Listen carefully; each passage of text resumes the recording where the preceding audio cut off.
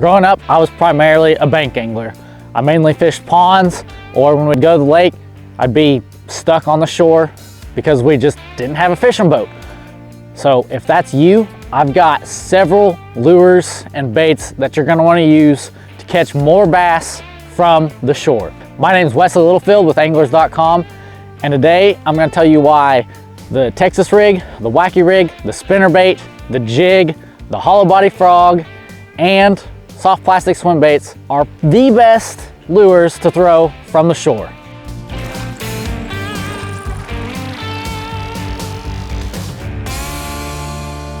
As I mentioned, I've been fishing for a long time. I really don't remember the first time that I picked up a fishing pole and started fishing from the shore. It's just what my family did growing up. And so I picked up a few tips and things throughout the years, whether fishing with my dad or my grandpa or a friend. And I found that fishing from the shore, you usually don't want to use treble hooks. Now, that might shock some of you if you're a regular viewer, because I am a self-proclaimed crankbait addicted fool.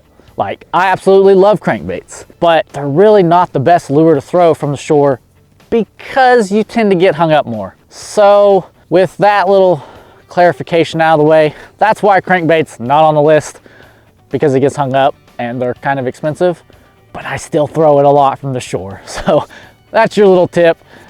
If you like throwing crankbaits, throw them from the shore, but just be conscious and aware that, hey, I'm probably gonna get hung up and I'm gonna lose this crankbait eventually. So don't get too attached. Moving on, the Texas rig.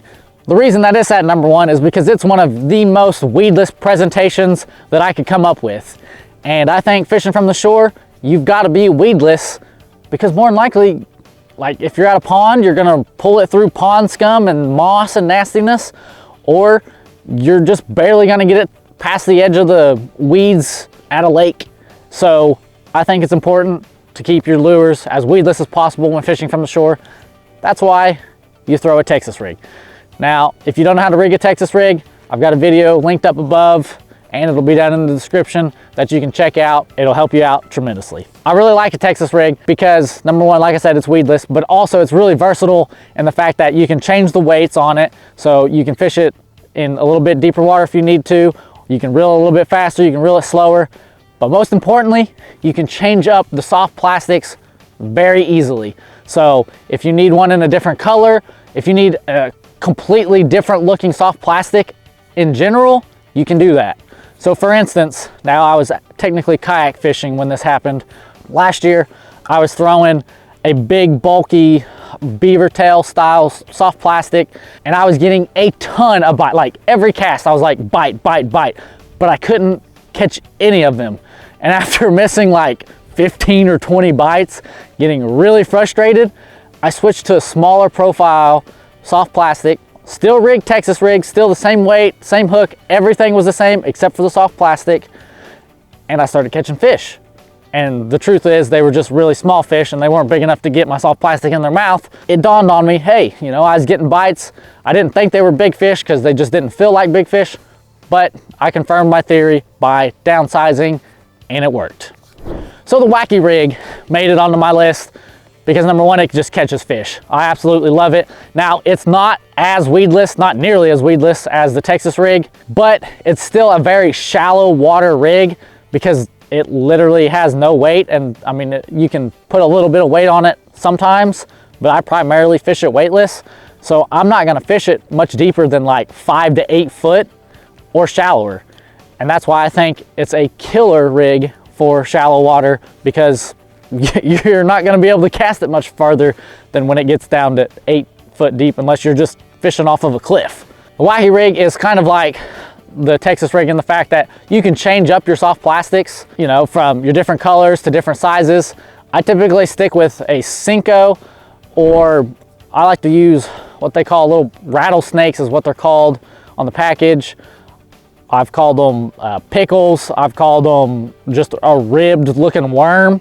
They float and flutter a little bit differently than your regular worm, so that's why I like them. But you can change up these soft plastics, use different sized worms, like I said, use different colors, different styles. I promise you, that a wacky rig is gonna catch fish from the shore pretty much all over the country. If it doesn't, the fish just aren't biting that day.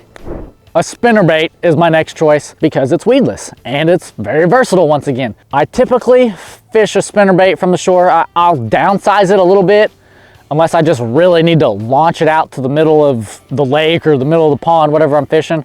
But mostly I'm gonna try to downsize my spinnerbait a little bit because typically the fish close to the shore are gonna be a little bit smaller. Not always, but typically they are. So I downsize. My favorite colors are chartreuse and white, and then of course I use a few little natural colors like gold for shiners and stuff. But generally speaking, I'm fishing like murky water, especially near shore. If it's windy, the waves are crashing, stirring up that, you're gonna want bright colors or black and blue. That's why I recommend going with a spinnerbait for offshore, at least those colors. Another great thing about a spinnerbait is you can actually put other soft plastics on it to bulk it up, make it look a little bigger. Even though you're throwing a smaller weight or a smaller spinnerbait, you can still play around with that, but it flat out catches fish. So from the shore, you want to fish a spinnerbait bouncing off of stuff, like bouncing it off of the rock or bouncing it off of a log. The bass comes up, nails it. Right after it bounces off, I pop it up over it, let it flutter for a second, and it just nails it. So I highly recommend fishing a spinnerbait from the shore. Now, the #1 lure of all time has probably earned the most money at every bass fishing tournament, and you can still use it from the shore, and that's the jig. It works like most of the others. It's just a super versatile lure, and it's not prone to get hung up, and bass love it. Same with a spinnerbait. You can rig it up with different trailers, different soft plastics, put on there to help bulk it up, to help it move a little bit differently, to look a little bit different. If you're not getting bites, they come in multiple colors, so you can change and determine what color you want, and they're easy to tie on, and they flat out work. I don't know what else to say about a jig. You need to be throwing a jig when fishing from the shore because they work. Along the same lines of a jig is a bladed jig or a chatterbait, and they are awesome. I just started fishing them a few years ago, but I gotta say, I fell in love with it, and it's literally one of my go-to lures. If I'm not throwing a crankbait, a spinnerbait, I'm probably throwing a bladed jig, and then I'll switch to a jig, just because I love them that much. So, same with the jig. They come in all kinds of different colors. You can rig them all kinds of different ways. You fish them a little bit differently than a jig, where you can drag a chatterbait or a bladed jig along the bottom like you do a jig. I also like to hop it, which you can do with a jig, but I also like to just straight reel it and burn it. And I probably miss a lot of fish because I don't slow down doing this, but I've also caught a lot of fish doing this. So it's like, do it one way, figure out whatever the fish like that day, and do that. I know that's way harder than what I'm making it to be, because believe me, been there, been skunked before, and probably if I'd just slowed down, I would have caught fish, but I was too stubborn to do so. Anyways, moving on to my favorite topwater, a hollow body frog. Now, why did I choose a hollow body frog instead of a buzzbait or a popper? And that's because #1, they're pretty weedless, and #2, frogs are usually near the shore. So throw what's gonna be there, what looks a little bit more natural. I keep my hollow body frog selection really simple. Typically, I'm either throwing black or one that looks like one of my local frogs, the leopard frog, or another, just any kind of frogs that in the area that I'm fishing. Now, like I said, I've got a few different colors, but typically it's black because black really silhouettes just perfectly. And when those bass look up at it, it's just a perfect black silhouette of looks like a frog. They come up, crush it. It's a lot of fun to catch them on. And then I use the other ones that look a little bit more natural, as if in clear water, or maybe the sun's not glaring down, it's a little cloudier day or whatever, then I'll use a little bit more natural colored one. Cast it out, pop it. I like to keep it along the weed lines where a frog typically is gonna be. At the same time that you're imitating a frog, you also can kind of be imitating an injured bait fish. So it's still right there in those weed lines where bass will sit to ambush the fish, and those injured fish might come and try to escape and get into protection. So as long as you keep it near that weed line close to the shore, you're gonna be in the money zone. And last but not least are soft plastic swim baits. So typically I actually use these with my trailers on like a jig or a bladed jig or my spinner baits. But you can also, you know, if you don't want all that bulkiness and all that commotion, just throw a swim bait on there. And they're great because they're still relatively weedless. Now, sometimes depending on how you rig it, sometimes they've got the hook sticking up and that can catch on stuff. Or if you rig it, you can kind of rig it Texas style and it'll be weedless. With that said, they still work because they just look like the small fish that hang close to the shore.